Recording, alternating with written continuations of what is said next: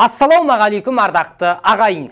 Бүгін ел арасына іріткі салып, отан деген ұлы ұғымның парқына бойлай бермейтін солтүстіктегі сепаратистер жайлы айтамыз. Территориялық тұтастығымызға қол сұғамыз деп темір торға қамалғандарға қатысты айтылар дерек көп. Ендеше бағдардың кезекті санын бастаймыз.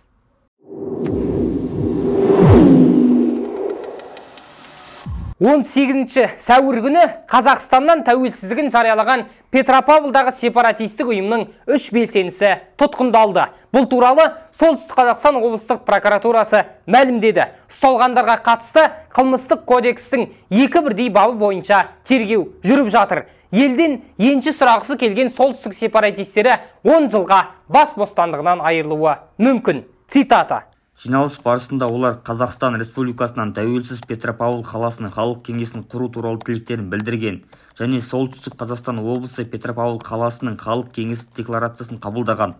Бұл құжатта Қазақстанның мемлекеттік құру заңдылығын және легитимдігін мойындамаған, оның конституциялық құрылысын бұзуға қол сұға отырып, оның тәуелсіздігін, жерінің тұтастығын жоққа шығарып отыр делінген хабарламада.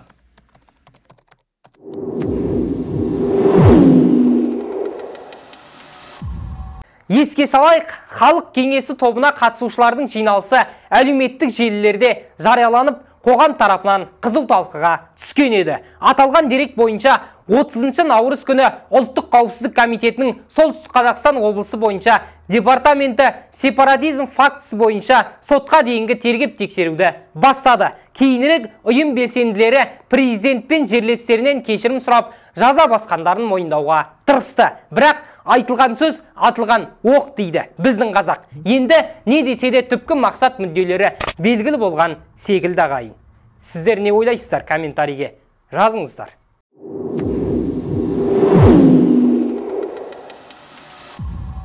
Мұндай жағдайда халық қалаулылары да қалыс қалмады. Бір топ мәжіліс депутаты бірігіп, Қазақстанның бас прокуроры Берік Асыловтың атына ашық хат жолдағаны есімізде. Ашық хатты қолдап қол қойған депутат Айдос Сарым тергеудің нақты нәтижелерін күту керек деген пікір айтты. Айта кетейік, 18 сәуір күні Қостанайдағы этникалық қақтығыстың бейне жазбасы тараған еді. Полиция қақтығыс тұрмыстық негізде көлік қоятын орынға таласу салдарынан болғанын атап өтті. Біз ұлтаралық араздық тудыру ешкімге опа бермейтін айтқымыз келеді, құрметті ағайын. Айрандай ұйыған еліміздің ауыз бірлігі берік болғай.